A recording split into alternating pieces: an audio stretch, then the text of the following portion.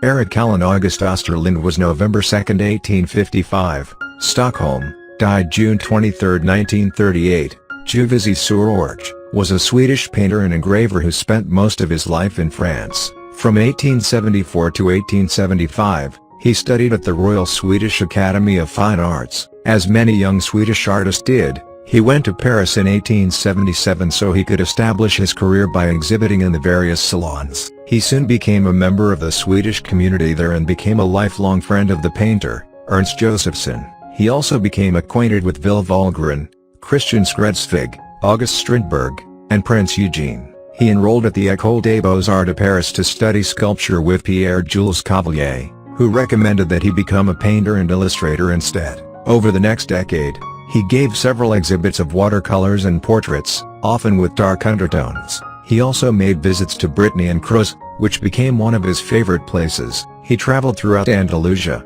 making sketches that would later become watercolors.